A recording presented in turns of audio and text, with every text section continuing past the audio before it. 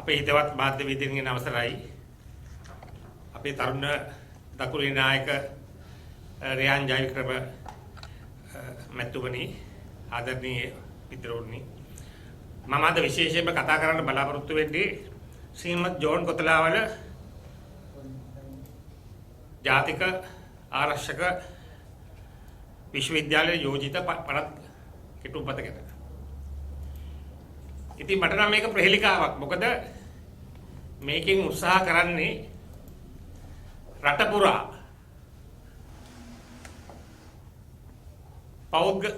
පෞද්ගලික විශ්වවිද්‍යාල පද්ධතියක් ආරම්භ කරන්න. දැන් මේ පරද සම්පූර්ණයින් පස්සේ මේ කොතලාවල විශ්වවිද්‍යාලයට පුළුවන් වෙනවා රට පුරා ඕනම පළාතක කැම්පස් එකක් අරින්න. ඕන පළාතක කැම්පස් දෙකක් අරින්න පුළුවන්. මේවා පුද්ගලික විශ්වවිද්‍යාල. කොටිම්බ කියන රට පුරා පෞද්ගලික විශ්වවිද්‍යාල ජාලයක් ආරම්භ කරන්න තමයි දැන් රජය උත්සාහ කරන්නේ. මේකට අපිට hina යන්නේ වෙන කිසිම දෙයක් නෙවෙයි. යහපාලන ආණ්ඩුව කාලේ 2015ට කලින් මහින්ද රාජපක්ෂ පටන් ගත්ත සයිට වෛද්‍ය පීඨිය. අපි යහපාලන ආණ්ඩුව කාලේ ඉස්සරහට අරගෙන හදනකොට අද ආණ්ඩුවේ ඉන්නේ විපක්ෂයේ හිටියේ. සම්පූර්ණ විරුද්ධ වුණා. එක වෛද්‍ය විද්‍යාලයකට විරුද්ධ වුණා. පෞද්ගලික. රට පුරා රැස්වීම පැවැත්තුවා. විශ්වවිද්‍යාල ශිෂ්‍යයෝ පාරට දැම්මා. මුළු රටම පෙළ ගැසෙව්වා එක වෛද්‍ය පීඨයකට විරුද්ධව. එහෙම කරපු අය අද රට පුරා පෞද්ගලික විශ්වවිද්‍යාල ජාලයක් ආරම්භ කරන්න පනතක් ගේනවා. කොටිම්බ කියනවා නම් මේ පනතෙන් ලංකාවේ ආරම්භ කරන සියලු පෞද්ගලික විශ්වවිද්‍යාල පාලනය වෙන්නේ මේ කොතලාවල විශ්වවිද්‍යාලය. දැන් රජයේ විශ්වවිද්‍යාල පාලනය වෙන්නේ UGC එකේ විශ්වවිද්‍යාල ප්‍රතිපාදන කොමිසම. රජයේ විශ්වවිද්‍යාලය. මේ කරන්නේ යන්නේ පෞද්ගලික විශ්වවිද්‍යාල ආරම්භ කළා UGC එකට සමාන්තරව පෞද්ගලික විශ්වවිද්‍යාල පද්ධතියක් ආරම්භ කරලා පාලනය කරන්න යාන්ත්‍රණයක් හදන එක. ඉතින් මම ආණ්ඩුව එදා එක විශ්වවිද්‍යාලයකට විරුද්ධ වෙච්ච අය අද රෙදියදගෙන්ද මේ වගේ පෞද්ගලික විශ්වවිද්‍යාල ජාලයක් ආරම්භ කරන්නේ. මම මේක එදා මේ පද්ද පාර්ලිමේන්තුවේ ගත්තාම මම චමල් රාජපක්ෂ මහත්තයාගෙන් ජී.එල්. පීරිස් මහත්මයාගේ ඇහුවා එදා ඔබතුමාලා සයිට එකට විරුද්ධ වුණා. ඒ විරුද්ධ වෙච්ච අය මේක කොහොමද ගේන්නේ කියලා. නමුත් ඒ අයට උත්තරයක් තිබෙන්නේ නැහැ. අනිත් එක මිත්‍රවරුනි මම කියන්න ඕන විශේෂයෙන්ම මේ පනත විතරක් නෙමෙයි විශ්වවිද්‍යාල පනත 78 විශ්වවිද්‍යාල පනත සංශෝධනය කරන්න මේ අය බලාපොරොත්තු වෙනවා. මම අහන්නේ බුද්ධිමත් ආණ්ඩුවක් නම් දැන් මේ විශ්වවිද්‍යාල පනත සංශෝධනය කරනකොට මේ කොතලාවල ආරක්ෂක විශ්වවිද්‍යාලය ආරම්භ කරනකොට අපේ රටේ ඉන්නවා විශ්වවිද්‍යාල කතිකාචාර්යවරු 4000කට වැඩි විද්වතුන් ඉන්නවා. මේ එක්කෙනෙක් එක්කවත් මේගොල්ලෝ එක වචනයක්වත් සාකච්ඡා කරලා නැහැ. අනිත් එක මේක කොහෙද හැදුවේ? මේක හැදුවේ ආරක්ෂක අමාත්‍යාංශය. ආරක්ෂක අමාත්‍යාංශය හදලා තමයි පාර්ලිමේන්තු එකට එවලා තියෙන්නේ. විශ්වවිද්‍යාල කතිකාචාර්යවරු මේක ගැන කිසිම දෙයක් නැහැ. අපේ ශිෂ්‍ය සංවිධාන තියෙනවා. පාර්ලිමේන්තුවේ වුණත් විපක්ෂයත් එක්ක කිසිම සංවාදයක් තිබ්බේ නැහැ. මොකද මුළු රටේම අධ්‍යාපන ශාස්ත්‍රය අද මිලිටරිකරණයකට ලක් කරන්න යනවා. ඒකයි මේ පනතේ අදහස. අනිත් එක මම කියන්න ඕන අපි පැහැදිලිව කියනවා කොතලාවල ආරක්ෂක විශ්වවිද්‍යාලයට ආරක්ෂක අංශ වලට අය පුහුණු කෙරුවට අපිට ප්‍රශ්නයක් නැහැ. ආරක්ෂක අංශ වලට වෛද්‍යවරු ඕන, පරිපාලන මැනේජ්මන්ට් දන්න කට්ටිය අවශ්‍ය නම් එහෙම නැත්නම් නීතිය දන්න කට්ටිය අවශ්‍ය නම් ඒ කට්ටිය පුහුණු කරුවට ආරක්ෂක අංශ වලට අවශ්‍ය ප්‍රමාණය පුහුණු කරුවට වරදක් නැහැ. මුළු ලෝකෙම එහෙමයි තියෙන්නේ. මුළු ලෝකෙම විශ්වවිද්‍යාලවල විශේෂයෙන්ම ඩිෆෙන්ස් කොලෙජස් වල ත්‍රිවිධ හමුදාවලට අවශ්‍ය කට්ටිය පුහුණු කරනවා. නමුත් මේ විශ්වවිද්‍යාලේ වෙනසක් තියෙනවා. මොකද්ද? ත්‍රිවිධ හමුදාවලට අවශ්‍ය පුහුණු කරනවට අමතරව වෛද්‍යවරු, නීතිඥ මහත්තුරු, ගණකාරීධාරීවරු මේ වගේ සිවිල් සේවාවන් වලට අවශ්‍ය විෂයන් 15ක් 20ක් මේකේ පුහුණු කරනවා. ඉතින් මේක සම්පූර්ණ මුල් පනතට පටහැනිව ක්‍රියා කරනවා. අනිත් එක මේකේ කවුද ඉන්නේ? මම තමුන්නාතලට කියවන්නම්. දැන් මේක අපි විශ්වවිද්‍යාලේ කවුන්සිල් එක ගත්තොත්, විශ්වවිද්‍යාලයේ පාලනය කරන ආයතනය ගත්තොත්, ඒකේ ඉන්නේ ඔක්කොම උපාධිධාරීන්, PhD ගත්ත කට්ටිය අය, මහාචාර්යවරු,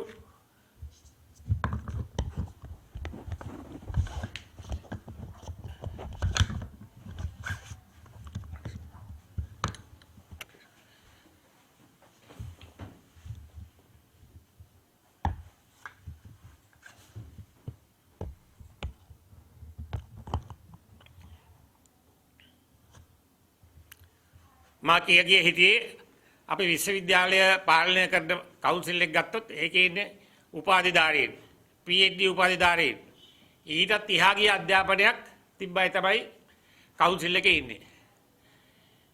දැන් මේ ආයතනයේ කැබිනට් මැනේජ්මන්ට් කමිටිය කියලා එකක් තියෙනවා. කවුද ඉන්නේ? 80%ක් කියන්නේ හමුදා නිලධාරීන්. ඇත්ත වශයෙන්ම හමුදා නිලධාරීන්ට අපි කවුරුත් දන්නවා හමුදාවට ඇතුල් වෙන්න උපාධියක් අවශ්‍ය නැහැ. නමුත් මේ මැනේජ්මන්ට් කමිටි එකේ ඉන්න 80%ක් හමුදා නිලධාරීන්. ඉතින් බබහනවා මේ වගේ හමුදා නිලධාරීන්ට මේ වගේ විශ්වවිද්‍යාලයක් පාලනය කරන්න ඒ අවශ්‍ය බුද්ධිමය දැනුම තියෙනවද කියලා මම අහන්න කැමතියි. ඉතින් මම කියන්නේ රජය මිලිටරි කරන එකට යන්නේ ඒකාධිපති වියරුවෙන්. මොකද රජය මේ පනත් ගැන, විශ්වවිද්‍යාල සංශෝධන පනතයි මේ කොතලාවල ආරක්ෂක පීඨය ගැන කිසිම සිවිල් සංවිධානයක එක්ක සාකච්ඡා කරලා නැහැ. ආරක්ෂක අමාත්‍යාංශයෙන් මේක හදලා කෙලින්ම පාර්ලිමේන්තුවකට එවලා තියෙනවා. ඒ වගේම ළමයින් ඇතුළත් කරගන්න ආකාරය ගැන පැහැදිලි චිත්‍රයක් මේ පරිදි නැහැ. ඉතින් ඒකේ පෙන්눔 කරන්නේ මුදල් වැඩියෙන් දෙන අයට ඇතුළු වීමේ අවස්ථාව වැඩි. අඩුම ගානේ කියලා තිබ්බනම් විශ්වවිද්‍යාල වලට ඇතුල් කරන ඉසස්කෝ එක පදනම් කරගෙන ළමයි ගන්නවා කියලා එහෙම දෙයක්වත් නැහැ. මේක තනිකර නිදහස් අධ්‍යාපනය කඩාකප්පල් කිරීමක් හැටියට තමයි මම දකින්නේ. ඉතින් අපි රජයට කියනවා මේක සාකච්ඡා කරන්න. දැන් ඊයේ මම දැක්කා විශ්වවිද්‍යාල කතිකාචාර්යවරු ඔන්ලයින් ඉගෙනීම් වලින් ඉවත් වෙලා. ගුරුවරු පාරේ. ඉතින් මේ විදිහට රටේ අධ්‍යාපනයක් ගොඩ ගන්න පුළුවන්ද? අන්ත ලෝකේ තියෙන හැම ආරක්ෂක විද්‍යාලවල ඒ ත්‍රිවිධ ආරක්ෂක හමුදාවලට අවශ්‍ය අය විතරයි පුහුණු කරන්නේ. එතනින් පුහුණු කරලා සිවිල් සමාජයට දාන්නේ නැහැ. ලෝකේ තියෙන ඩිෆෙන්ස් කොලෙජස් වලින් පුහුණු කරන්නේ හමුදාවට අවශ්‍යයි. වෛද්‍යවරු පුහුණු කරන්නේ නැහැ. නීතිඥ මහත්වරු පුහුණු කරන්නේ නැහැ. නමුත් මෙතන තමන්ගේ සීමාවන් ඉක්මවලා මේ ආරක්ෂක පීඨය දැනටමත් නීති විරෝධී ලෙස වැඩ කටයුතු කරගෙන යනවා. ඉතින් ඊටවත් පැහැදිලි. ඇයි රජය මේක සාකච්ඡා කරන්න නැත්තේ විශ්වවිද්‍යාල කතිකාචාර්යවරු? මොකද රජය දන්නවා මේ පනත පැහැදිලිව රටේ නිදහස් අධ්‍යාපනය කඩාකප්පල් කරන්න වෑයමක් හැටියට අපිට සලකන්න පුළුවන්. ඉතින් මේ පනත සිකුරාදා පාර්ලිමේන්තුවට ඉදිරිපත් කරනවා කියනවා. අපි දන්නේ රජය මේක දිගටම අරගයිද කියලා. මොකද ආණ්ඩු පක්ෂය තුලත් යම් ප්‍රශ්න ඇති වෙලා තියෙනවා. ඉතින් අපි රජයට කියන්නේ ප්‍රමාද වෙලා හරි මේ පනත අත්හිටවලා අවශ්‍ය අන්සත් එක්ක සාකච්ඡා කරලා යම් කිසි එකකතාවයක් තුළින් මේවා ක්‍රියාත්මක කරුවොත් රටේ අධ්‍යාපනයට හොඳයි කියලා නිදහස් අධ්‍යාපනය ආරක්ෂා වෙනවා කියලා අපි විශ්වාස කරනවා. මෙතනදිම මන්ත්‍රීවරයා කියා සිටිනවා මේක යහපාලනයෙන් ගෙන පනත ඉස්පිල්ලක් පාපිල්ලකුත් වෙනස් නැහැ කියලා. ඒතර යහපාලනේ ඔබතුමාත් උසස් අධ්‍යාපනය ඇමතිට ඔබතුමාත් නෑ ඒ කතාවේ සත්‍යතාවයක් නෑ. මේක අපේ ආණ්ඩු කාලෙත් මේක ආරක්ෂක අමාත්‍යාංශයේ හැදුවා. නමුත් අපි පාර්ලිමේන්තුවට ඉදිරිපත් කරුවේ නෑ. අපි ඉදිරිපත් කරුවේ නෑ. ඒක වැරදි. ඒ කියපු කතාව. නෑ ඔවුන් කියන්නේ ඒකට ඔවුන් එවෙලෙත් විරෝධතාවය පෑවා කියලා. ආරක්ෂක අමාත්‍යාංශයෙන් හදලා එව්වා. නමුත් ජනාධිපතිතුමා අගමැතිතුමා ඒක පිළිගත්තේ නෑ. අපි පාර්ලිමේන්තුවට ඉදිරිපත් කරුවේ නෑ. අන්න ඒක වෙනස. ආරක්ෂක අමාත්‍යාංශයේ ආරක්ෂක ඇමති හිටියේ මේ මෛත්‍රීපාල සිරිසේන. ඔයදී ආරක්ෂක ආයතනයේ ඒගොල්ලන්ට ඕන විදිහට හදනවනේ. නමුත් මටම කතා කරලා කිව්වා මේ පන්ති ඉදිරිපත් කරන්න එපා කියලා.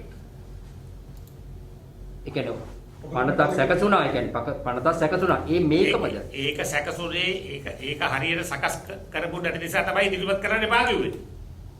තේරෙන්නද විශ්වවිද්‍යාලයත් එක්ක කිසිම සංවාදයක් තිබෙන්නේ නැහැ. බුද්ධිමතුන් එක්ක සංවාදයක් තිබෙන්නේ නැහැ. හිතුවක්කාර විදියට ඒගොල්ලෝ හදලා දුන්නා. දුන්නට අපි ඉදිරිපත් කරුවේ නැහැ. ඒ කියන්නේ කැබිනට් එකට ගෙනාවේ නැහැ. කැබිනට් එකට ආවේ නැහැ. ඒ මේකමද කියලා ඔබතුමා දනුවත්ද? මං ඉතින් බලන්න ගියත් අපි ඉදිරිපත් කරුවේ නැහනේ. ආයෙත් මොනවද බලන්නද?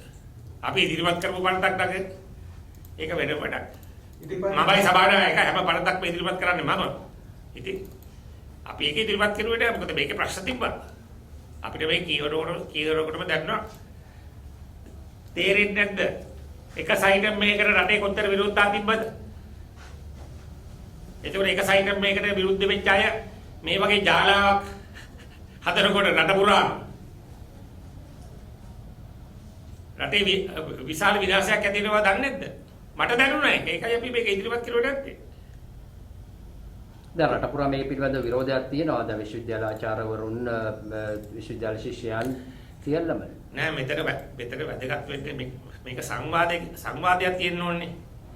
විශ්වවිද්‍යාලයේ හරිය කියන්නේ සංවාදය. සංවාදයක් නැත්නම් විශ්වවිද්‍යාල නෑ. දැන් විශ්වවිද්‍යාල මිලිටරි කරන්නේකට ගියාම මෙතන සංවාදයක් නෑ, අදාසුව බවරුවක් නෑ. දැන් මේගොල්ලෝ වැඩ කරන්නේ ඒ මානසිකත්ව වෙන්නේ. කිසිම සංවාදයක් නෑ කාත් එක්කවත් නෑ. විශ්වවිද්‍යාල කතිකාචාර්යවරු 4000 කිටෝ ලංකාවේ 4000 වැඩි ගන්න මහාචාර්යවරු අඩු ගානේ ශිෂ්ට ආණ්ඩුවක් හැටියට ඒගොල්ලන් ගෙන්නලා එකට සාකච්ඡා කරන්න එපා. ඒගොල්ලන්ට හොදා අදහස් ගන්න පුළුවන් නේ. ඒ කරන්නේ නැත්තේ. මේක තමයි ආණ්ඩුවේ දර්ශනය. ආණ්ඩුව කිසිම දෙයකට සංවාදයක් නැහැ. දැන් බලන්න විවස්ථාව හදන්නේ කොහොමද? දැන් ඒගොල්ලන්ගේ මැතිවරණ ප්‍රකාශයේ තිබ්බා මොකක්ද කියන නම මට මතක නැහැ. සෞභාග්‍යය. සෞභාග්‍ය දැක්ම තිබ්බා. විවස්ථාව හදන්නේ පාර්ලිමේන්තු තීරීම්කාරක සභාව කරා කියලා. මේක උදාහරණයක් මම කියන්නේ. ඒක තමයි සෞභාග්‍ය දැක්ම තිබ්බේ. මොකක්ද කියන බලයටපත් උනාම තමන්ගේ නඩුව වලට පෙරී හිටපු නීතිඥ මහතුරු කීප දෙනෙක් එක්ක අවුල්ලා විවස්ථාව කරන්න කිව්වා. ඒක හරිද? තමන්ගේ පෞද්ගලික නීතිඥවරු තමන්ගේ නඩුවට පෙරී හිටපු අය තමන්ගේ නඩුවල නිදාස් කරපු අය කීප දෙනෙක් එක්ක අවුල්ලා විවස්ථාව කරන්න කිව්වා. ඒක හරිද? රටේ විවස්ථාව කරනකොට පාර්ලිමේන්තුව ඇතුලේ තීරීම්කාරක සභාවක් හදලා. ඉතින් මේගොල්ලෝ කියන්නේ එකක් කරන්නේ එකක්. දැන් ඔබතුමා සඳහන් කරා මේ පනත ගෙනාව ආරක්ෂක අංශයෙන් ගෙනාව නමුත් ඒක කරන්න එපා කියලා එපායි කිව්වද? කවුද එපා? නෑ ඉතින් අපි දේශපාලන උපදෙස් එනවනේ ඉතින් ඒවා ඔයගොල්ලෝ දන්නවනේ කොහෙන්ද දෙන්න කියලා. අතන ඔයගොල්ලෝ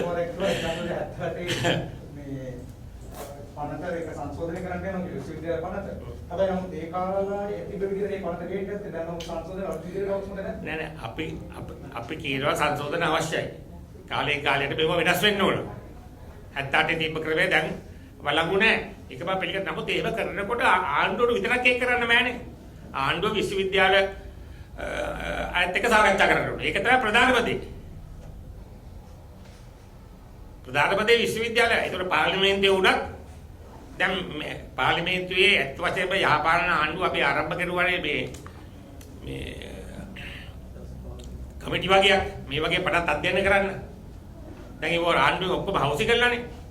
දැන් මේ පඩත පාර්ලිමේන්තුවේ කොමිටි එකකින්වත් සාකච්ඡා වෙන්නේ නැහැ. කෙලින්ම ආරක්ෂක අමාත්‍යාංශයෙන් ඇදුවා. කැබිනට් ගියා පාර්ලිමේන්තුවට ආවා. මොකද පාර්ලිමේන්තු කොමිටි වලට අපි පටන් ගත්තට ඕවර්සයිට් කමිටිස් අධ්‍යක්ෂක කාර්ය සභා එයින් එකටවත් ගිහිල්ලා නැහැ. මොකද ආණ්ඩුවේ අධ්‍යක්ෂක කාර්ය සභාව පත් කළත් නැහැ. දැන් ආරක්ෂක ලේකම්වරයා කියා සිටින්නේ මේ UGC යටතට ගැනෙනවා කිසි මේ බාධාවක් වෙන්නේ නැහැ. ඉතින් ඔවුන් කැට තියලා කියනවනේ මේකේ වරදක් නැහැ. කැට තියලා කිව්වට බෑනේ. ඒවා ඒක කරන්නේ කොහොමද කියලා අපිට පෙන්වන්න ඕනේ. ඒකනේ සංවාදයක් අවශ්‍යයි කියන්නේ. ඒගොල්ලෝ එහෙම කිව්වට ඇයි සාකච්ඡා කරන්න බැරි? මේ සාකච්ඡා කරන්නේ නැත්නම් මේක හොරයක් තියෙනවා. මේක ඇතුලේ විශාල හොරයක් තියෙනවා. මේගොල්ලෝ හදන්නේ රංකාපුරාම පෞද්ගලික විශ්වවිද්‍යාල ආරම්භ කරන්න. රංකාපුරාම. පළාතක දෙක තුන අරින්න පුළුවන්. එතකොට ඒගොල්ලන්ට උඩ විශ්වවිද්‍යාලය ඇරලා විශ්වවිද්‍යාල ප්‍රතිපාදක කමිෂනට පාලනයක් නැති විශ්වවිද්‍යාල ආරම්භ කරන්න. ඒක තමයි අරමුණ. සාමාන්තර UGC එකට සාමාන්තර ආයතනයක් ආරම්භ කරනවා පෞද්ගලික විශ්වවිද්‍යාලය පාලනය කරන්න. දැන් ඔබතුමාලා හිතන්නේ නැද්ද දැන් ප්‍රධාන විපක්ෂයේ ඔබතුමාලාට ඉල්ලීමක් කරන්න බැයිද අපිට මේකට සාකච්ඡා කරන්න ඕමනයි අපිට අවශ්‍යයි අපි ඒ හින්දා අපිට සාකච්ඡාවක් ලබා දෙන්න කියලා ඉල්ලීමක් කරන්න බැයිද අපි ඒක පළවෙනි දවසේ අපි ඉල්ලීමක් කරුවා සාකච්ඡාවක් දෙන්න කියලා අපි සංශෝධනයක් දැම්මා අපි සංශෝධනයක් ඉදිරිපත් කරුවා මේ පරිතක අපි ඉල්ලී කරා නමුත් ආණ්ඩුව හිතුවක්කාර ආණ්ඩුවක් නේද විශ්වවිද්‍යාල සංශෝධනය කියන උදාහරණයක් වශයෙන් අපිත් එක්ක කිසිම සංවාදයක් තිබෙන්නේ නැහැ හිතුවගෙන ආවට නමුත් අපි 19 වෙනි විවස්ථා සංශෝධනය කියනකොට මම සභානායකයා හැටියට විපක්ෂයත් එක්ක වාර 10ක් 15ක් සාකච්ඡා කරුවා. අපි දිනේෂ් කුඩුවන්තර මැතිතුමා ඉදිරිපත් කරපු සංශෝධන අපි පිළිගත්තා. රාශියක් අපි පිළිගත්තා. ඒකයි අපිට මන්ත්‍රීවරු 45ක් තියාගෙන එක්සත් ජාතික පක්ෂයේ මන්ත්‍රීවරු 45ක් තියාගෙන අපි තුනෙන් දෙක ගත්තේ ඒ විදියට. අපි සංවාදයක් තිබ්බා පාර්ලිමේන්තුව ඇතුලේ මම සභානායක හැටියට අගමැතිතුමත් ජනාධිපතිතුමත් එකතු වෙලා අපි රැස්වීම වඩ 10ක් විතර තිබ්බා. අපි ඒගොල්ලන්ගේ යෝජනා පිළිගත්තා. ඒ පිළිගත්ත නිසා තමයි අපිට තුනෙන් දෙකක ඒක සම්මත උනේ. දැන් මේක තුනෙන් දෙකක් තියෙන ආණ්ඩුවක්. දැන් මේ පනතට ඊට වඩා දෙයක් දාලා ගෙනවත් මේක සම්මත වෙනවා. සම්මත වුණාට පස්සේ ඔබතුමාලාට කරන්න තියෙන්නේ මොකද්ද? බලන් ඉන්න විතර නේද? නෑ ඉතින් අපේ යුතුයකම කරනවා. අපේ යුතුයකම තුල යුතුයකම නම් විරෝධය පෑම පමණක් විතරයිනේ වෙන දෙයක් නැහැ. ඒක තමයි අපි යුතුයකම. අපි ප්‍රජාතන්ත්‍රවාදී විදියට අපි ඒ කටයුත්ත කරනවා. නමුත් අනාගතයේදී මේ ප්‍රජාතන්ත්‍ර විරෝධී ක්‍රියාමාර්ග වලට ආණ්ඩුවට උත්තර දෙන්න වෙයි. කොටි මෙච්චරයි. අනාගතය කියන්නේ පෙරදුනාට පස්සේ නෑ මැතිවරණ අවස්ථාවලදී ඒගොල්ලන්ට උත්තර ලැබෙයි උකට. ඉතින් අපේ ආණ්ඩුවක් ඉස්සරහට ආවොත් අපි අනිවාර්යයෙන්ම වෙනස්කම් කරනවා. ඊට අමතරව ඔබතුමා දැන් අපිට මේ ආණ්ඩුව අහන්න ලැබෙන දේ තමයි නිදොස් කොට නිදහස් වෙනවා කියන එක. දැන් ඊයේත් ඔය කතාවක් ඇහුණා. දැන් ඔබතුමා ප්‍රවීණ නීතිඥයෙක්. එතකොට ඇයි ඔබතුමාලා මේ අසරණ මිනිසුන්ට විරුද්ධව මෙහෙම නඩු දැම්මේ යහපාලන රජයේ? ඇත්ත වශයෙන්ම ආණ්ඩුව නෙවෙයි නඩු දැම්මේ. ඕගොල්ලෝ ඉස්සෙල්ලා ඒක තේරුම් කරගන්න ඕන. නඩු දාන්නේ නීති විද්‍යාපාත්‍රය. ආණ්ඩුව නඩු දාන්නේ නැහැ. මන්ත්‍රීවරු නඩු දාන්නෙත් නැහැ. ඇමතිවරු නඩු දාන්නෙත් නැහැ. ඒක ඉස්සෙල්ලා තේරුම් ගන්න ඕන. නීති විද්‍යාපාත්‍රය තමයි නඩු දාන්නේ. අනිත් එක මේ නඩු දානකොට අද ශ්‍රේෂ්ඨාධිකරණයේ ඉන්න කීප දෙනෙක් තමයි නීති විද්‍යාපාත්‍රයේ හිටියේ. මම නම් අවශ්‍ය කියන්න ඕනේ නැහැ. අද ශ්‍රේෂ්ඨාධිකරණයේ ඉහළම තැන්වල ඉන්න නීති විද්‍යාපාත්‍රයේ ඉන්න කාලේ තමයි මේ නඩු වැටුනේ. හරි? ඒක තේරුම් ගන්න ඕන. ඉතින් එදයි අදයි වෙනස මොකද්ද? අපේ රජයේ කාලේ 19 වෙනි විවස්ථා සංශෝධනය තිබුණා ක්‍රියාත්මක. එහෙම 19 වෙනි විවස්ථා සංශෝධනය ක්‍රියාත්මක වෙනකොට අධිකරණයයි විවස්ථාදායක සභාවයි විවස්ථාදායකයයි අධිකරණයයි විවස්ථාදායකයයි විධායකයයි සාමාන්තර බලතල තිබ්බේ. ඒ බලතල වෙන වෙනම තිබ්බේ. එකිනෙකට යඩක් නැති. එකිනෙකට යඩක් නැති සාමාන්තර බලතල. අධිකරණයට සම්පූර්ණ ස්වාධීනත්වය තිබුණා. හොඳ උදාහරණය තමයි 19 වෙනි විවස්ථා සංශෝධනයේ ක්‍රියාත්මක වෙනකොට ජනාධිපතිතුමා ශ්‍රේෂ්ඨාධිකරණයේ විනිශ්චයකාරවරයෙක් නම් කළේ වුණා විවස්ථාදායක සභාවට. එදා විවස්ථාදායක සභාවට බලයක් තිබ්බා ඒ එවන්නම ප්‍රතික්ෂේප කරන්න. ජනාධිපතිතුමා එවන්නම ප්‍රතික්ෂේප කළා කියන මේ නම අපිට පිළිගන්න බෑ වෙන්නමක් ඒවට කියලා. ඒ බලය තිබ්බා. අද ඒ බලය නැහැ. අද ජනාධිපතිතුමා එවන ඕන නමක් විවස්ථාදායක සභාවට අනුමත කරන්න සිද්ධ වෙනවා. ඉතින් මම කියන්නේ මේ විදිහට අද හැම ආයතනයක්ම විධායක ජනාධිපතිතුමා යටතටපත් කරලා තියෙනවා. විධායක ජනාධිපතිතුමා තමයි උසස් වීම දෙන්නේ. ශ්‍රේෂ්ඨ අධිකරණයේ විනිසුරුවරුන්ට, හමුදාවයට, රාජ්‍ය පරිපාලනයට හැම එක්කෙනාටම උසස් වීම දෙන්නේ ජනාධිපතිතුමා. නමුත් 19 එහෙම තිබ්බේ නැහැ. 19 ඒ සමාන්තර බලතල තිබ්බේ. ඉතින් සියලු බලේ ජනාධිපතිතුමා යටතට ආවම වෙනදී ඔයගොල්ලන්ට කියන්න ඕනද? ඒක තමයි තේරෙන්නේ. ඇයි තේරෙන්නේ නැත්තේ? සියලු දේ එක පුද්ගලයෙක් යටතට ආවා මොකද්ද වෙන්නේ? ඔයගොල්ලෝ බබ්බු නෙවෙයිනේ. ඔයගොල්ලෝ දන්නවනේ. ඒක තමයි අද වෙලා තියෙන්නේ. ඒ අධිකරණයට ස්වාධීනත්වය තිබ්බ නිසා තමයි එදා මෛත්‍රීපාල ජනාධිපතිතුමා පාර්ලිමේන්තුව විදුර ඇරියනේ. පාර්ලිමේන්තුව විදුර ඇරියා. පස්සේ එතුමා අපිට එන්න කිව්වා. හමු වෙන්න. අපි ගියා. රෑ 4 විතර. මම එතුමාට කිව්වා ඔබතුමා කරපු වැඩේ වැරදි. අගමැති කමටපත් කරන්න ඕන පාර්ලිමේන්තුවේ බෞද්ධරේ කැමැත්ත තියෙන එක්කෙනා. එතුමා ගක්කට බැලුවනේ නෑ මට ඕන කෙනෙක් පත් කරන්න ඕන. අනිත් එක මට කිව්වා මට තර්ජනය කරන්න එපා කියලා. මම එහෙම කිව්වා කියලා. කොහොමද මොකක්ද අන්තිම උසාවියෙන් කිව්වේ? උසාවියෙන් කිව්වා එතුමාට එහෙම පාර්ලිමේන්තුවේ බහුතරය සලකන්න නැතුව ඉදිරිය හරින්න බෑ කියලා. මොකද එදා අධිකරණය එතුමා යටතේ නෙවෙයි තිබ්බේ. අන්න ඒක තේරුම් ගන්න. අපි 19 අධිකරණය ස්වාධීන කෙරුවා. ඒ ස්වාධීන කරපු නිසා තමයි බය නැතුව ඒ තීන්දුව දුන්නේ. එතුමා යටතේ හිටියන ඔය තීන්දුව ලැබෙයි. දැන් ඔය මේක ජනතාව තේරුම් ගන්න ඕනේ. ඉතින් ජනතාව පාර්ලිමේන්තුවේ ඉන්න උගත් කියාගෙන අපිට නීතික බාතුරුත් විස්තර ජඩ දුන්නේ. තමන්ගේ බිල තමම කපවත්. දැන් අල්ලස් දූෂණ කොමිසමෙන්ම තමයි නඩුව පවරන්නේ. එහෙම නේද? ඔව් එතකොට ඒක ඉල්ලාස් කරගන්නෙත් ඔවුන්මද? පැහැදිලිව වෙන්නේ කවුද? ඉතින් ආයතන එකමනේ. ඔක්කොම එක ආයතනය. වෙනස් වෙලා තියෙන්නේ මොකද්ද? ඇයි ඉලාස් කරගෙන දාන්න? මං කිව්වනේ නඩු දාන්නේ අපි නෙවෙයිනේ නඩු දාන්නේ අල්ලස් කමිෂනර්.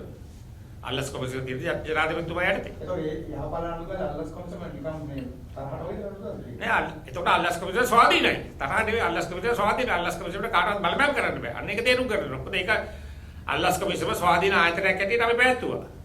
ඒ කියන්නේ ඔබතුමා කියන්නේ දැන් බලපෑම් කරාද මේක ඉල්ලාස් කරගන්න? හැමතරම මතයක් තියෙනවා හැම. හැමතරම මතයක් තියෙනවා. ඊට අමතරව දැන් මොකද නිදාසුනේ පට ගාලානේ. ටික නිදාසුනේ. සරල භාෂාවෙන් කියනකොට පට ගාලා නිදාස වෙනවා. ඒක වේගෙන් නිදාස් නිදොස් කරෙන්න. වෙලා යන්නේ නැහැ. දැන් ඉතින් ප්‍රොමෝෂන් දෙන්නේ ජනාධිපතිතුමානේ. උසස් වීම දෙන්නේ තියානේ. රාජ්‍ය පරිපාලන සේවයේ හැම රාජ්‍ය ආයතනයක්ම තියෙන එතුමා යටතේ. අපි ඒකනේ කිව්වේ මේ 20 ගියනකොට රටම ඉවරයි කියලා. අනිත් මම කියන්න ඕන ඕගොල්ලන්ට මේ අපි 19 තිබ්බ සංකල්පයේ 17 තිබ්බෙවනේ. ඔබ දේශපාලනේ පරණ කට්ටියට මතක ඇති 17 තිබ්බ සංකල්ප තමයි අපි 19ට ගෙනාවේ. විවස්ථාදායක සභාවක්, නිදහස් රාජ්‍ය සේවයක්, නිදහස් අධිකරණයක් 17 ගෙනාවේ කවුද? මේවට ඒකට ගන්න ඕගොල්ලෝ ප්‍රශ්න කරනවා. 17 ගෙනාවේ කවුද? 17 වෙනි විවස්ථා සංසෝධනය. 17 ගෙනාවේ. යා නේද? කවුද? ඒක තමයි ඕගොල්ලෝ අපේ ප්‍රශ්න මේකලා මේ මහින්ද මහත්තයා කාලේ මේනේ. ඕගොල්ලෝ අපේ ප්‍රශ්න කර ඕගොල්ලෝ අපේ ප්‍රශ්න කරන විවස්ථාවයට ඕගොල්ලෝ 10 ගෙනාවේ කවුද කියලා දන්නේ නැහැ. 10 ගෙනාවේ චන්ද්‍රිකා මැතිණිය. චන්ද්‍රිකා එක. චන්ද්‍රිකා මැතිණිය තමයි 10 විවස්ථා සංසදයට ගෙනල්ලා කිව්වේ. ජනතා විමුක්ති පෙරමුණේ බලපෑම් නිසා අත සභා ගාණ්ඩුවක් හැදුවා. ඔව් 30 ගාණක් සභා ගාණ්ඩුව හදලා 10 වෙනි විවස්ථා සංසදයට ගෙනාවා. ඒකෙන් තමයි විවස්ථාදායක සභාවක් ඇති කළා. අධිකරණයේ පත්වී විවස්ථාදායක සභාවට බාර දීලා නිදහස් රාජ්‍ය සේවා කමිෂනරට පත් කළා. පොලිස් කමිෂනරට පත් කළා. ඒ ආයතන ස්වාධීන කරුවේ චන්ද්‍රිකා මැතිණිය ඉස්සෙල්ලා. ඊට පස්සේ මහින්ද මහත්තයා 2010 පත් වුණාන් පස්සේ ආයිත් මේ 20 වැඩේ එදා කෙරුවා 18. 18. හරි. මේ 20 වැඩේ බෙදා කෙරුවා. අපේ මන්ත්‍රීවරු 48ක් අරගෙන ඉඳලා ඊටවයි කෙරුවා. ආයිත් අපි බලයටපත් වුණාන් පස්සේ අපි 17 අනුගමනය කරලා 19 ගෙනාවා. ආයිත් මේගොල්ලෝ දැන් ඒක 21 කුත් කියන්න වෙයි වගේ ආගෙන.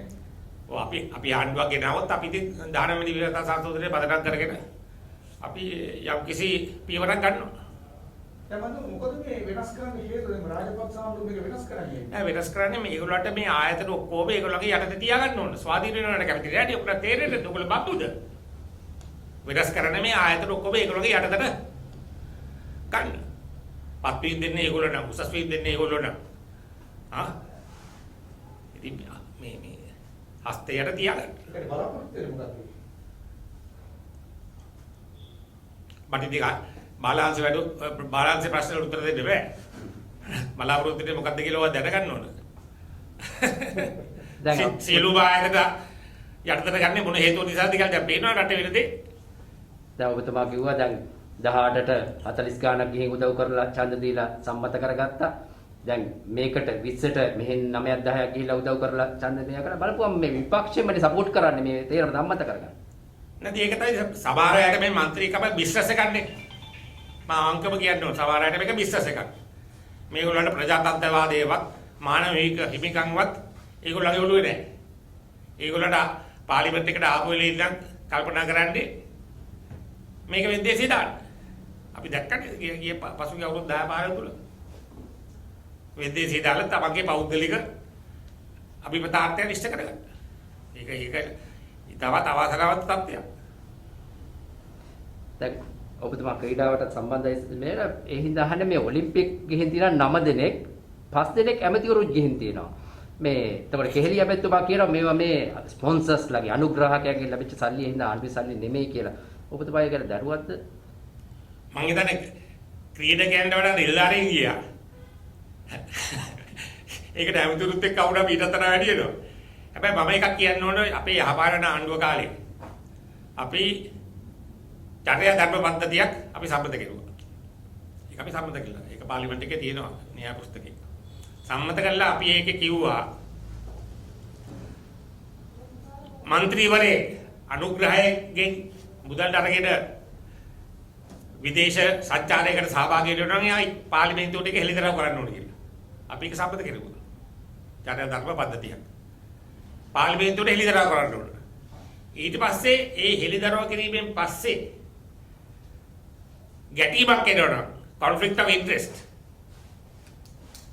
රටේ අවශ්‍යතාවයයි එයාගේ අවශ්‍යතාවය අතර ගැටීමක් එනවා නම් එයාට දඩුවම් කරන්න පුළුවන් ක්‍රමවේදයක් අපි හඳුන්වා දුන්නා. ඒක තියෙනවා. නමුත් මේ ආණ්ඩුව ආවයින් පස්සේ මේ මාගාව තියෙනවා විතර මේ මට මේක අජිත් පෙරේරා මන්ත්‍රීතුමා වෙලා තිබ්බේ. පාර්ලිමේන්තු මන්ත්‍රීවරයෙක් සඳහාවට චර්යා ධර්ම සංග්‍රහය මේ පොඩක් අහගන්න. කිසිම මන්ත්‍රීවරයෙකු සිය නිල කටයුත්ත කිරීමේදී තබාට බලපෑමක් ඇති විය හැකි යම් ආකාරයකට යම් පිටස්තර පුද්ගලයෙකු හෝ සංවිධානයකට යම් මුල්‍යමය හෝ වෙනත් බැඳීමක් ඇතිවන තත්ත්වයක් පත් වූ යුතුයි. පත් නොවිය යුතුයි. ඉතින් මේක තමයි අපි අදහස් කෙරුවේ. මේක එළිදරව් කරන්න ඕන. ත්‍යාග වැඩි අදාළ සියලු බැදියාවන් පාර්ලිමේන්තුවට අනාවරණය කළ යුතුයි. මෙම වගන්තියේ විධිවිධාන එම මන්ත්‍රීවරුන්ට ලැබෙන හෝ ඔවුන් විසින් ප්‍රදානය කරනු ලබන යම් දේවල් වලට අදාළ වන්නේ. මේ ප්‍රදානය හෙළිදරව් කරන්න ඕන. ඉතින් අත්‍යවශ්‍යම මේක මම දන්නේ මේ වර්තමාන ආණ්ඩුවේ මේක පිළිගත්තද කියලා අපි හඳුන්වා දුන්න මේක. ඇත්ත වශයෙන්ම හෙළිදරව් කරන්න ඕන. දැන්ටත් ඒක වළංගුද? ඉතින් ඒකෙදි මේ කතානායකතුමා මොන ආකල්පයක් දක්වනවද දන්නේ නැහැ. මේ වගේ ඒකත් අවලංගු කරලා. කතානායකතුමාගේ අහන්න ඕන මම අවලංගු කරලා. දැන් ඕක දැම්මට නෑ මේක ක්‍රියාත්මක වෙන්නේ නැහැ මං හිතන්නේ දැන් ආණ්ඩුවේ. දැන් ඔබතුමාලා ඕක දැම්මට පස්සේ කවුරු හරි മന്ത്രി කෙනෙක් ඇවිල්ලා කිව්වද මට මෙහෙම අනුග්‍රහයක් දීලා දිනා මට මේක තෑග්ගයක් හම්බෙලා දිනා කියලා කවුරු හරි ප්‍රකාශ කරාද නෑ? නෑ මට නම් එහෙම මතකයක් නැහැ. නමුත් එහෙම විපක්ෂයේ කාරී කිව්වට මෙන්න මේ රට ගියා. මම මේක හෙළිදරව් කරන්න කියලා අපි ඒක කරවනවා. දැන් මේකෙදි හෙළිදරව්වක් වෙන එකක් නෑ කියන්නේ. ඉතින් එහෙම පිළියරක් තියෙනවනේ කිය මේ ආණ්ඩුවේ මුදල් නෙවෙයි අනුග්‍රහයේ මුදල් කියලා. ඔක හෙළියම තමයි පවසනවා. ඉතින් එන හෙළිදරව් කරන්න ඕන. මේ පද්ධතිය පිළිගන්න ඕන නම් හෙළිදරව් කරන්න ඕන. ඒ කියන්නේ පිළිගන්නවා නම් ඔය ඉතින් දන්නන්නේ මේ ආණ්ඩුව මේක පිළිගන්නවද කියලා. හරි. අපි දන්නවා මේ මෙතන කතා වුණා අර නිදොස් කොට නිදාස් කිරීම පිළිබඳව සාකච්ඡා වුණා. ඇත්තටම දැන් මේ නිදොස් කොට නිදාස් වෙන්නේ එක කණ්ඩායමක් විතරද නැත්නම් මේ රංජන රාමනායක මහත්මයා මේ වෙනකොට අපි දන්නවා දැන් නීති ශාස්ත්‍රයේ බොහෝ අය කියනවා එතුමා මේ වෙනකොට දඬුවම් ලැබලා තියෙන්නේ. තවදුරටත් දඬුවම් ලැබන එක මේ තත්ත්වදී හරිම අසාධාරණයි. මොකද උසාවියට අපහාස කිරීම පිළිබඳවත් එතනත් නීති පද්ධතිය හරියට නැහැ කියලා. මේක යම් යම් අයගේ අභිමතාර්ථයේ පරිදි තමයි දැනෙන්න වෙන්නේ කියලා. නෑ ඉතින් ඇත්තම ඔත්තර තටමඬ ඕනේ නෑ. බබ මේ මම පාර්ලිමේන්තුවේ කිව්වා පිළිදිත් කිව්වා රංජනට දීපු දඩුව සැරවැඩි. මම ඒ පාර්ලිමේන්තුවේ එස්.බී. දිසානායක අවුරුදු 20කට කලින් යාට දඩුව දුන්නා මම ප්‍රෙස් එකක් තියලා කිව්වා දඩුව සැරවැඩි කියලා.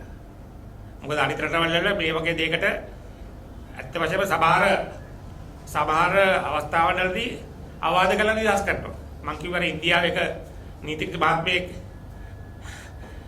Facebook එකේ දැම්මා අර මේ කොවිඩ් වසංගතයක උච්ච අවස්ථාවක අග්‍රවීක්ෂකතුමා මෝටර් එක දැකලා මාස්ක් එක නැතුව නවදිල්ලිය හරහා යනවා. හරි. ඉතින් ඕක Facebook එකේ දාලා මේ නීති හදන්නට මෙහෙම ක්‍රියා කරන්න කියලා හැමතැනම ගියා. ඉතින් මෙයාට උසාවියට අපහාස කරනවා කියලා නඩුවක් දැම්මා. එයා වරද පිළිගත්තේ නැහැ. එයා වරද පිළිගත්තේ නැහැ. අන්තිමට යාට දඩගැව රුපියලයි. එයා ඒ රුපියල ඉවෙත් නැහැ. දැන් එයා ඒ රුපියලකට අභියාචනය කළා. දැන් ඒක අභියාචනයක් හැටියට දැන් ඒක කියනවා. ඉතින් මම හැමදාම කිව්වා දඬුවම සැරවැඩි. ඕනම නඩු තීන්දුවක් විවේචනය කරන්න පුළුවන් ඕනම තැනක.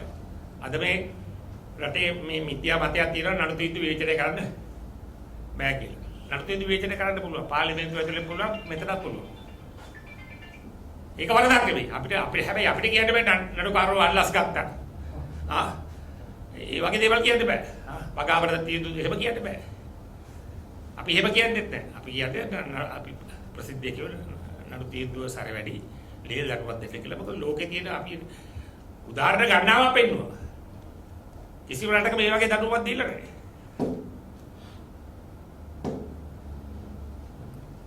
අනිත් එක ඕගොල්ලෝ තේරුම් ගන්න ඕන විනිශ්චයකාරවරු තමයි නඩු අහන්නේ. හරි?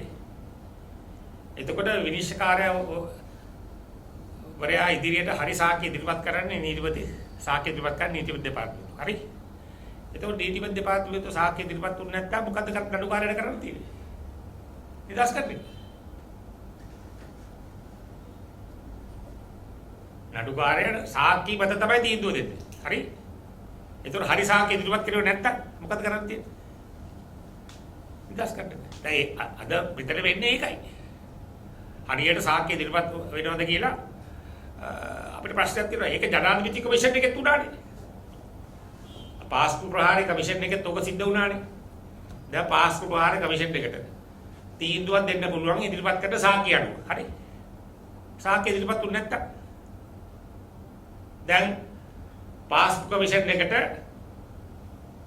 සහරාන්න පඩි ගෙවුවයි කියන එක ඉදිරිපත් කරුවේ නැහැ. පාස්කු කමිෂන් එකට ඉදිරිපත් කරුවා නම් සහරාන්න පඩි ගෙවුවයි කියලා කමිෂන් එක ඊට පස්සේ එළවනවා. හරි? ඒක ඉදිරිපත් කෙරුවට ඇයි? මොකද මම දවසක් අපේ සරත් වංශික ෆිල්ම් මාෂතුමාගේ කිව්වා ඔබතුමාගේ කාලේ මේ සාරාට පඩි කිව්වද කියලා. නෑ නෑ. එතුමා කිව්වා මගේ කාලේ 2010 කලින් සතයක් දුන්නේ නැහැ කියලා. ඒතකොට සාරාට පඩි කිව්වද 2010 පස්සේ. හරි? මොකටද පඩි කිව්වේ? යුද්ධ ඉවර කරලා මොනවටද පඩි කිව්වේ? ඉතින් ඒවා කමිෂන් එකට ඉදිරිපත් කරුවේ නැහැ. ඉතින් ඔක්කොම කමිෂන් එකට දොස් කියනවා. නමුත් කමිෂන් එකට තීන්දුවක් දෙන්න පුළුවන් සාක් ඉදිරිපත් කරුවොත් පමණයි. එතකොට බුද්ධියල්සේ ලෙල්ලා මේ එක බෝම්බ කරුවේ බුද්ධියල්සේ ලෙල්ලාරේ කපුණා කියලා එළිදෙනා උඩ එක බෝම්බ කරුවකට බුද්ධියල්සේ ලෙල්ලාරියෙක් අමුණා කියලා එළිදෙනා උඩ. ඉතින් බුද්ධියංශ තත්ත්වවාදී මේක සම්බන්ධ නම් පාස්කු භාරය ඇත්ත හෙලි වෙයිද? වැඩි හොඳ බුද්ධියංශ ප්‍රධානියට සුභාන් දෙයකට කලින් ඉන්දියාවේ ගොත්තු ආවනේ. මෙන්න මේ ස්ථානට බෝව තියනවා කියලා. මොකද්ද ගත්ත පියවර? ඉතින් ඒකෙම පේනවනේ මේ බුද්ධියංශ තත්ත්වවාදී මේක සම්බන්ධයි කියලා. වැඩි දුර යන්න ඕනේ. බුද්ධියංශ ප්‍රධානියට සුභාන් දෙයකට කලින් ආවා. මෙන්න මේ සිද්ධ වෙනවා. ඔබතුමා මේ ඊට අමතරව මේ දැන් රටේ ප්‍රධාන මාතෘකාවක් කරලා තියෙන මේ නමාපචාර සම්බන්ධව සහ මේ බදුරුදීන් මහතාගේ නිවසේ මෙහෙකාර දැරියක් අපයෝජනයට ලක් වුණායි මිය ගියයි කියන ප්‍රශ්නේ දැන් සමගි ජන බලවේග මන්ත්‍රීවරයෙක් ඔහු ඔබතුමා නැති නීතිය අපි කියන්නේ නීතිය ක්‍රියාත්මක කරන්න අපිට අපේ මන්ත්‍රීවරයෙක්ද විරුද්ධ පක්ෂ මන්ත්‍රීවරයෙක්ද ඒක අපිට අදාළ නැහැ. අපි කියන්නේ නීතිය ක්‍රියාත්මක කරන්න එච්චරයි අපි කියන්නේ. දැන් මේ පිළිබඳව දැනට තියෙන නීති ඔබතුමා නීතිඥයෙක් හැටියට ප්‍රමාණවත් නැද්ද? නැත්නම් තියෙනවද ඇති වෙන කන්නේ? නීති එකක් මෙතන උනේ මොකද්ද කියන එක තව එකක් දැන් මේ ළමගේ වයස කීයද කියලා අපි දන්නේ නැහැ. සමහර පත්‍රවල තියෙනවා 18යි, සමහර පත්‍රවල තියෙනවා 16යි. ඉතින් ඒක වයස අඩුව තමයි ඒක තියෙන්නේ. නීතිය ක්‍රියාත්මක කරන්න ඕන. ඉතින් මම එකක් ඉල්ලීමක් කරන මේ මාධ්‍ය වලින් මිනිස්සු වැඩිකාරය කරන්න එපා. දැන් කලින් අපි දැක්කනේ ෂාෆි අල්ලගෙන ගියා. මොකද උනේ? ડોક્ટર ෂාෆි. මොකද උනේ? කොහොමද ෂාෆි? ඉතින් මාධ්‍ය වලින් වැඩිකාරය කරන්න එපා. ඒක බලවත් අසාධාරණයක්. නීතිය ක්‍රියාත්මක වෙන්න ඕන. කවුරුණත් වරද්දක් කළා තියෙනවා. ඒ නීතිය ක්‍රියාත්මක වෙන්න ඕන. හරි බොහොම